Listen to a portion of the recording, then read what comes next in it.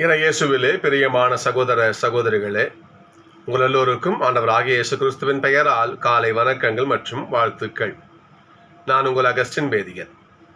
இன்று செப்டம்பர் மாதம் 3ஆம் தேதி 2024ஆம் ஆண்டு. ஆண்டவரின் மடியில் 5 நிமிடங்கள். நாம் நேற்று ஒரு முக்கியமான வாசகத்தை வாசித்தோம். ஏசப்பா தன்னுடைய சொந்த ஊருக்கு நாசரேத் ஊருக்கு போகிறாரு. இயேசுவை அவர்கள் அறிந்து கொள்ளவில்லை. இயேசுதான் இறைமகன் என்பதை அவர்கள் ஏற்றுக்கல. இயேசு யாரு? தச்சன் சூசையுடைய மகன். தச்சன் சூசையுடைய மகன், ஏதோ மரியாதைய பையன் இவன் சொல்லி நாம கேட்கறதா? இவரு தான் கடவுளுடைய பிள்ளையா?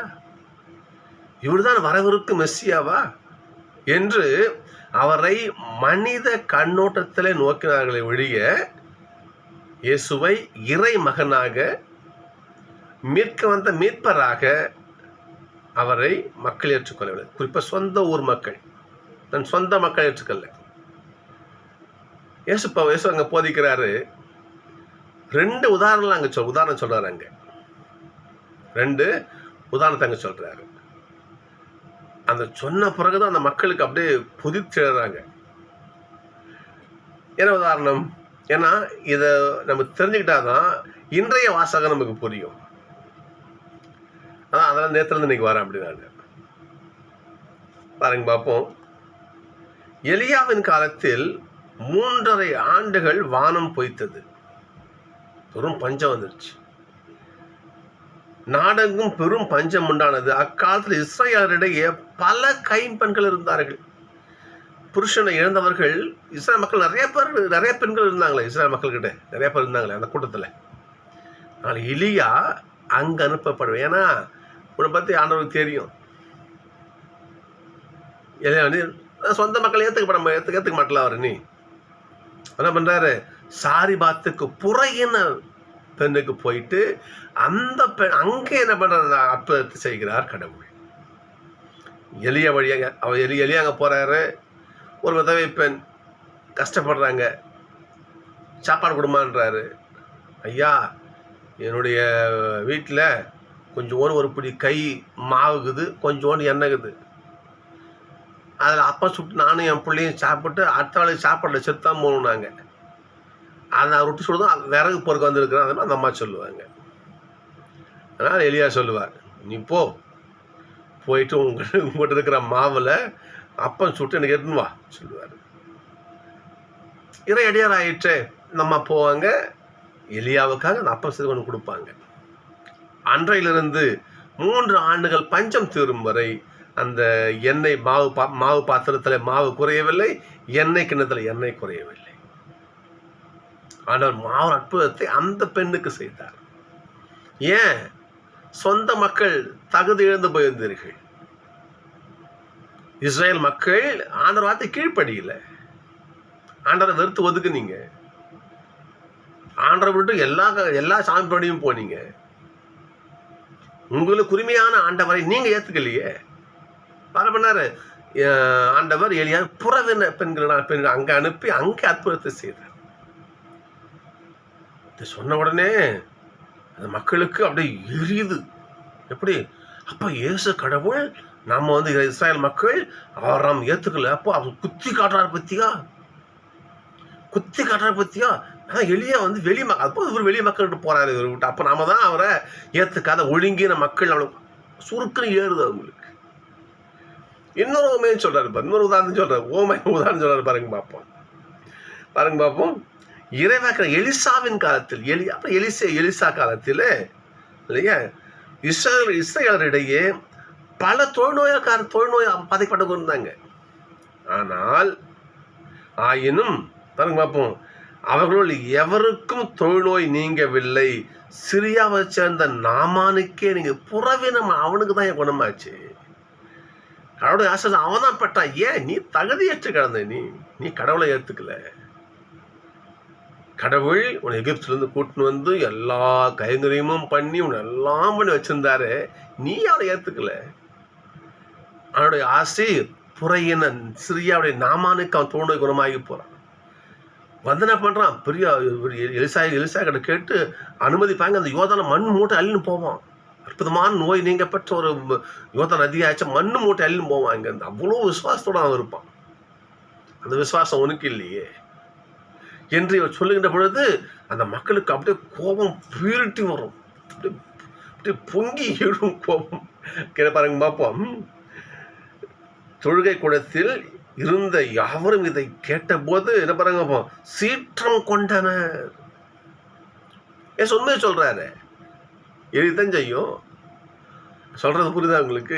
ஏசப்பா எப்படிப்பட்ட உதாரணம் சொல்றாரு பாருங்க. அப்போ நீ இப்படிதான் இருப்ப, நான் உனக்கு ஆசீர்வாதம் கொண்டு வந்தேன், நீ ஏத்துக்கல, போற வெளியே போறேன், புறையின மக்கள் ஆசீர்வாதம் கொடுக்குறேன். அப்போ நீ உதவாக்கார, நீ இஸ்ராயல் மக்கள் புண்ணியம் இல்லாத ஆளு, நீ வேஸ்ட்டு, கடவுளை ஏற்றுக்காத கல்மனம் கொண்டவங்களை ஏசப்பா குத்தி காட்டுறாரு பாருங்க. புரியுதுங்களா?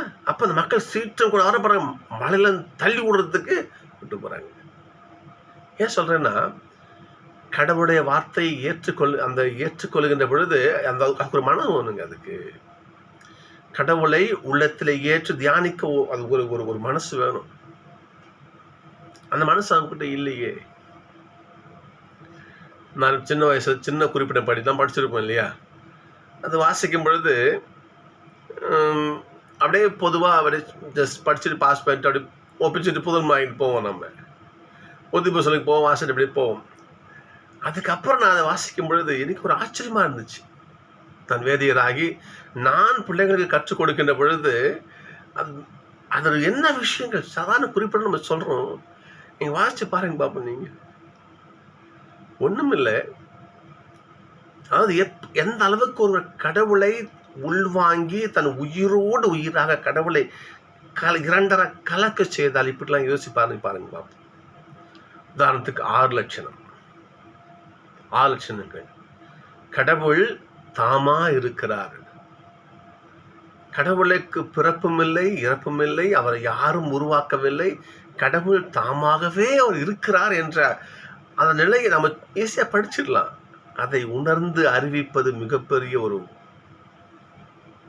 கடவுள் தாமா இருக்கிறார். அதை எப்படி தியானிச்சிருப்பாங்க? துவக்கமும் முடிவும் இல்லாமல் இருக்கிறார், எங்கும் வியாபித்திருக்கிறார் இல்லையா? அளவில்லா சகல நன்மைக்கும் அவர் ஆதி காரணமா இருக்கிறார், எல்லாவற்றுக்கும் மூல காரணமா இருக்கிறார். இதெல்லாம் எப்படி எப்படி யோசிச்சு பாருங்க பார்ப்போம். எல்லாவற்றுக்கும் அவர் ஆதி காரணம். இதையெல்லாம் சும்மா சொல்ல முடியுமா? சும்மா சொல்ல முடியுமா?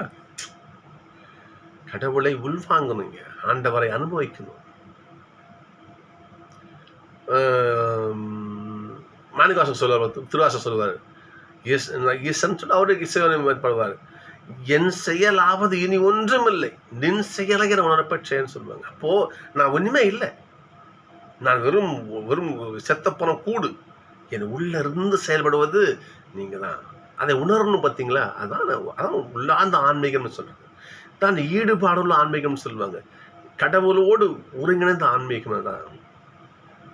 அப்படி இறைவனோடு இணைகின்ற மாபெரும் வாய்ப்பை இந்த இஸ்ரேல் மக்கள் இழந்தார்கள்.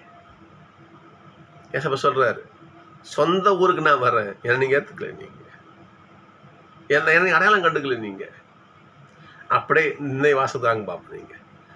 பேய் அடையாளம் கண்டுகொள்கிறது சகோதர சகோதரிகளே. கடவுளுக்கு எதிரி சாத்தான் அடையாளம் கொண்டு, இயேசுவே எங்களை ஒழித்து விடவா இங்க வந்திருக்கீங்க, எங்களை ஒழிக்கவா வந்திருக்கீங்க நீங்க? யோசிச்சு பாருங்க பாப்பா.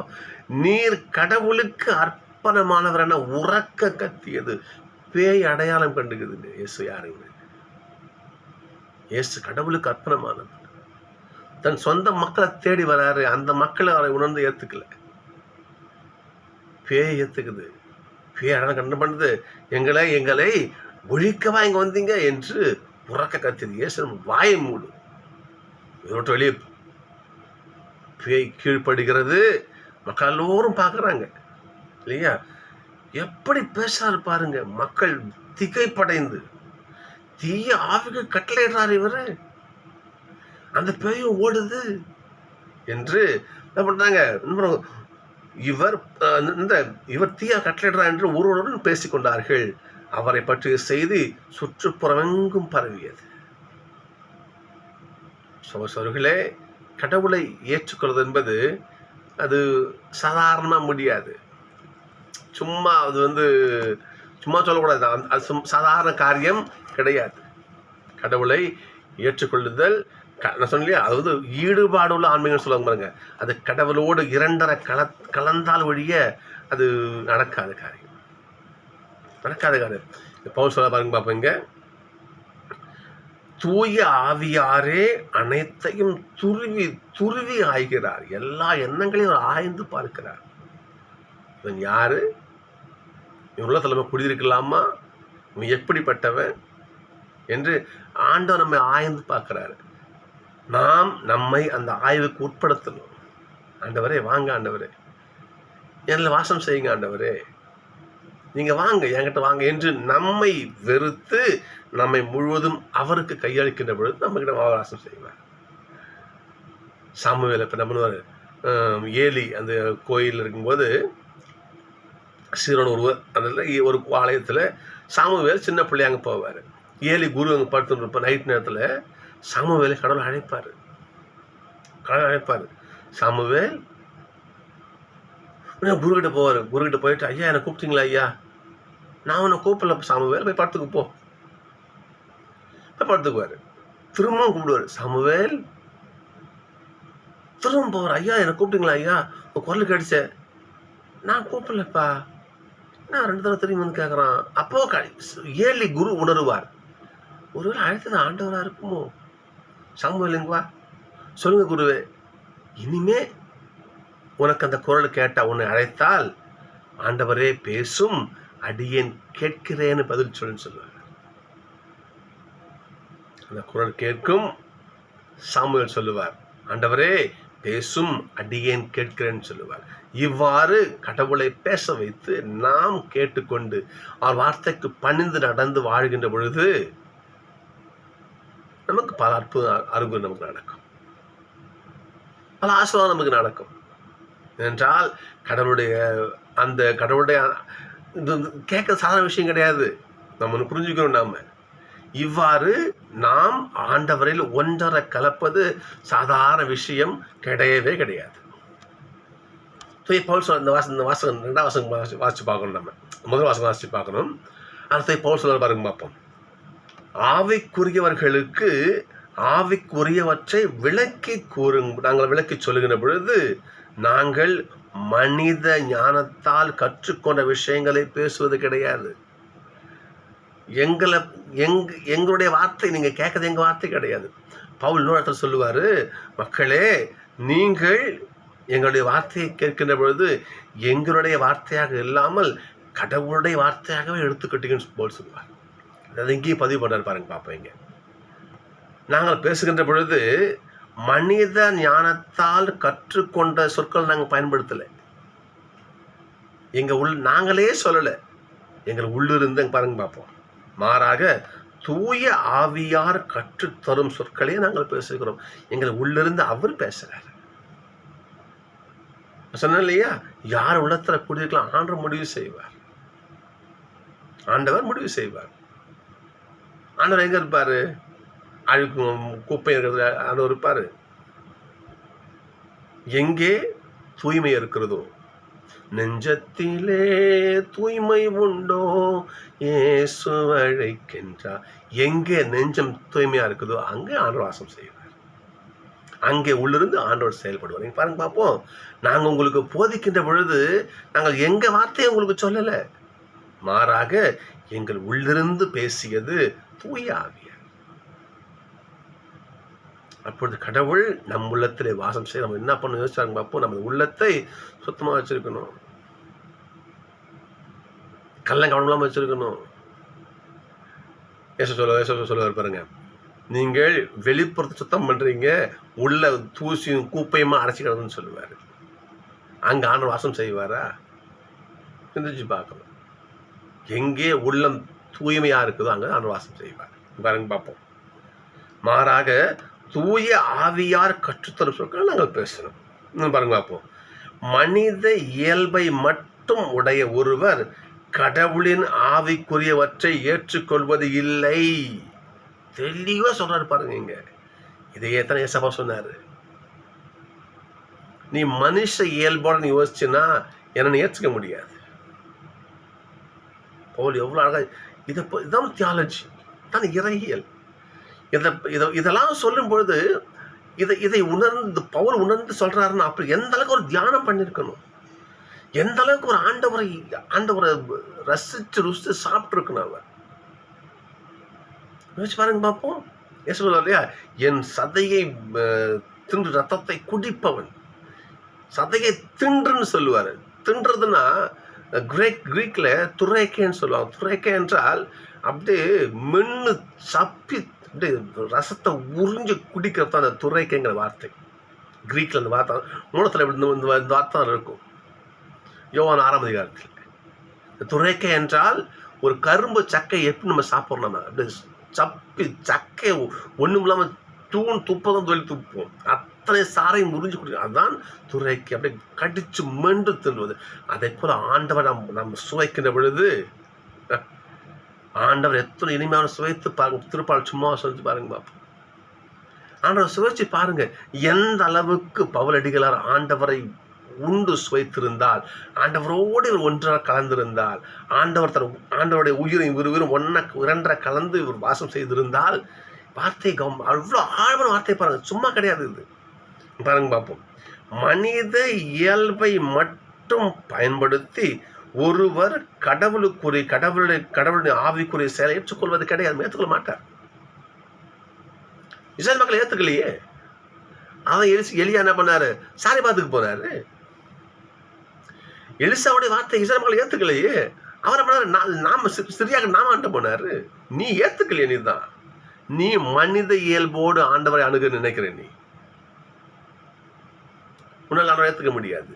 பேய்க்கு கண்டுபிடிக்குது ஆண்டவர் இயேசுவே நீர் கடவுளுக்கு அர்ப்பணமானவர். பேய் சொல்லுது. மனுஷன் தூக்கி போட்டு போறான். இயேசுவை கொலை பண்ண பார்க்குறாங்க பாருங்க. சொந்த ஊருக்காரங்க மலையில தள்ளி விடுறதுக்கு அவர் கூட்டின்னு போறாங்க. இயேசு அங்கிருந்து அழுவி போயிடுறாரு. சொந்த மக்களால் ஏற்றுக்கொள்ளப்படுவதில்லை.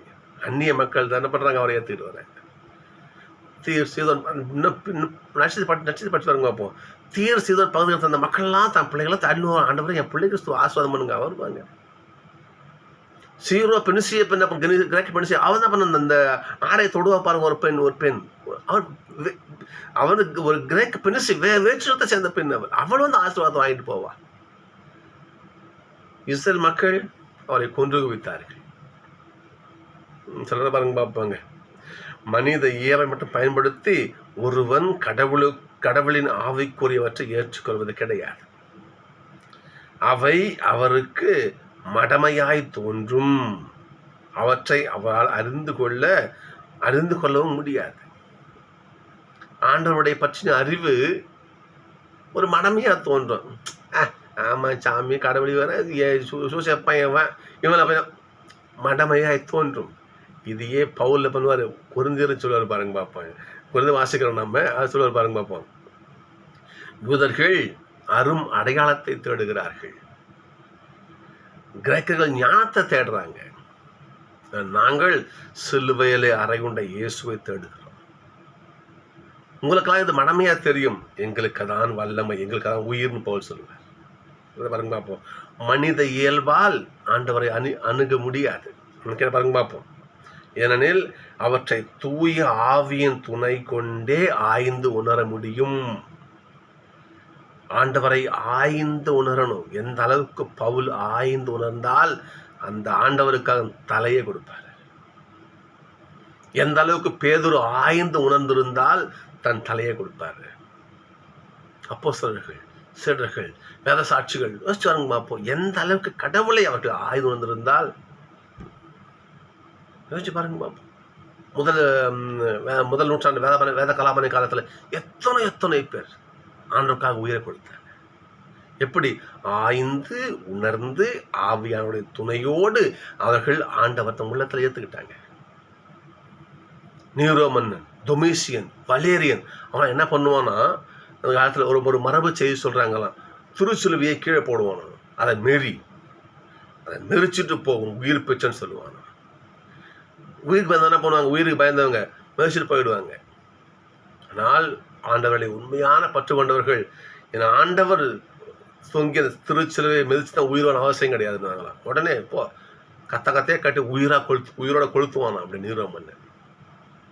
ஒரு சின்ன ஒரு பழமொழி சொல்லுவாங்க, ரோமாபுரி பற்றி எழுந்த பொழுது நீரம் மன்ன பிடில் வாசிக்கிறான்னு சொல்லுவாங்க. ஏன் பிடில் வாசிக்கிறான்? கொளுத்து போட்டுதான் நீ தானே வேலை பண்ணுவ நீ. அப்போ பாருங்க எந்த அளவுக்கு ஆண்டவரை ஆய்ந்து உணர்ந்து மனித இயல்பை விட்டு அந்த ஆவிக்குறை இயல்போடு கடவுளை நீ ஏற்றுக்கொள்கின்ற பொழுது நீ ஆஸ்வதிக்கப்பட்டவனாக இருப்பாய். ஆண்டவருடைய வல்லமை உன்னில் செயலாற்றும். இன்னைக்கு தான் புனிதர்னு சொல்றோம் நம்ம அவங்கள. இன்னும் வாசிக்கலாம் பாருங்க பார்ப்போம். ஆவிக்குரியவரே அனைத்தையும் ஆய்ந்து உணர்வார், எவரும் அவரை ஆய்வுக்கு உட்படுத்த முடியாது. ஆண்டவருக்கு தெரியும், அவர் நம்மை ஆய்ந்து நமக்கு வழிகாட்டுவார். அவர் சகோதரர்களே, கடவுளை உணர்வது மனித இயல்பால் முடியாது. அதற்கு ஒரு ஞானம் வேண்டும் இல்லையா? அப்போதான் கடவுள் நம்ம உணர முடியும். ஒரு நிகழ்ச்சி சொல்லி இதை நிறைவு செய்கிறேன். ஒரு சமயம் ஒரு புத்தகத்தில் படித்த ஒரு செய்தி இது. இந்தியாவில் இருக்கின்ற ஒரு மிகப்பெரிய ஒரு விஞ்ஞானி, அவர் சொன்னாராம், நான் என்னுடைய லேபில் நிறைய ஆய்வு செஞ்சு பார்த்துட்டேன், என்னால் கடவுளை கண்டுபிடிக்கவே முடியல அப்படின்னு அவர் சொன்னாராம். எப்படி நான் என்னோடய அருங்காட்சியகத்தில் நான் எவ்வளோ ஆராய்ச்சி பண்ணி பார்த்துட்டேன், என்னால் கடவுளை கண்டுபிடிக்கவே முடியலன்னு சொன்னாராம் அவர். மனித அறிவால் கடவுளை கண்டுபிடிக்க முடியுமா? அவருடைய அறிவால் தான். ஒரு விஞ்ஞானி. சரி, ஆம்ஸ்ட்ராங் நிலவுக்கு போனாங்களாம் அவங்க. ஆம்ஸ்ட்ராங் ஆல்ட்ரின் அங்கே சென்று அவங்க நம்ம நிலவிலேருந்து இந்த உலகத்தை பார்க்குறாங்க. இந்த உலக அழகை பார்த்து பிரமிப்ப, கடவுளுடைய படைப்பு எவ்வளவு அருமையாக இருக்குதுன்னு அவங்க சொன்னாங்களாம். அவரும் விஞ்ஞானி தான். எந்த நிலைக்கு போய் ஆண்டவருடைய படைப்பனை எந்த அளவுக்கு அவர் வியந்து பார்க்கறாரு பாருங்க. அவரும் விஞ்ஞானி தான், இவரும் விஞ்ஞானி தான். மனுஷ அறிவால் ஆண்டவரை கண்டுகொள்ள முடியாது. நீ வாசம் இல்லையா? வச்சு பாருங்க பார்ப்போம். அதற்கு ஞானம், தூய ஆவியோட துணை வேண்டும். அப்பதான் நாம நம்முடைய ஆவிக்குரிய அந்த ஆசீர்வாதத்தை பெற்று நம்ம கடவுளை உணர முடியும். தூய ஆவி நமக்குள்ள செயல்படணுங்க. நம்முள்ள இருந்து ஏசப்பா சொல்லுவார் பாருங்க, அப்போ உங்களை என்ன பண்ண கட்டி தலைமை சங்கத்துக்கு கூப்பிட்டு போவாங்க. என்ன செய்யணும் என்ன பேசணும்னு நீ கவலையே படாத, தூய ஆவியார் தாமே உங்கள் உள்ளிருந்து பேசுவார் ஏசப்பா சொல்லுவார். அப்போ ஏசப்பா, தூய ஆவி, யாவை இறைவன், இவங்கெல்லாம் நமது உள்ளத்திலே வாசம் செய்ய நாம இடம் கொடுத்தா நம்ம இருந்து அவங்க செயல்படுவாங்க. அப்படி செயல்பட்டால் நம்ம வாழ்க்கை எப்படி தரமா இருக்கும்? நீங்கள் திருப்பாடலில் பாருங்க அப்போ நீங்கள் திருப்பாடல் 145:14, தடுக்கி விழும் யாவரையும் ஆண்டவர் தாங்குகிறார். ஆண்டவர் கூட இருந்தவனை விட்டுருவாரா? பாருங்க பார்ப்போம். தடுக்கி விழும் யாவரையும் ஆண்டவர் தாங்குகிறார், தாழ்த்தப்பட்ட யாவரையும் தூக்கி விடுகிறார். இன்னும் பாருங்க பார்ப்போம். ஆண்டவர் இரக்கமும் கனிவும் உடையவர், எளிதில் சினம் கொள்ளாதவர், பேர் அன்பு கொண்டவர். ஆண்டவர் எல்லாருக்கும் நன்மை செய்பவர் இல்லையா? தாம் உண்டாக்கிய அனைத்தின் மீதும் இரக்கம் காட்டுகிறவர். எப்பொழுது நீ கடவுளை ஏற்று அவரை உள்ளத்துல வச்சு தியானிச்சு அவரை முன்னிலிருந்து அவரை செயல்பட நீ வழிவகுக்கிறையோ, இந்த ஆசீர்வாதம் உனக்கு கிடைக்கும். இன்னும் பாருங்க பார்ப்போம். 17, ஆண்டவர் தாம் செய்யும் அனைத்திலும் நீதி உடையவர். பல்லவி தான். ஆண்டவர் தாம் செய்யும் அனைத்திலும் நீதி உடையவர், அவர் தம் செயல்கள் யாவும் இரக்க செயல்களே. தம்மை நோக்கி மன்றாடும் யாவருக்கும், உண்மையாய் தம்மை நோக்கி மன்றாடும் யாவருக்கும் ஆண்டவர் அண்மையில் இருக்கின்றார். இந்த அண்மையில் யாவை இருந்தும் அவரை உணர்கின்ற வாய்ப்பு இஸ்ரவேல் மக்கள் இழந்து போனாங்களே ஐயா. அதனால தானே ஐயா எலியா சாரிபாத்துக்கு போறாரு. எலிசேயு சிரியா நாமானுக்கு உதவி செய்ய போறாரு. யோசிச்சு பாருங்க. நாம் கடவுளை ஏற்றுக்கொள்ள தயாராக இருந்தா ஆண்டோடைய ஆசிரியத்துக்காக வெளியே போகுது. யோசிச்சு பாருங்க. இன்றைக்கு வேளாங்கண்ணியில் பாருங்க, ஒரு திருத்தலத்தெல்லாம் பாருங்க பார்ப்போம், புறவின மக்கள் எத்தனை வந்திருப்பாங்க தெரியுங்களா? இந்து சகோதரர்கள், முஸ்லீம் நம்பிக்கை அவங்க வரணும்னு நான் சொல்ல.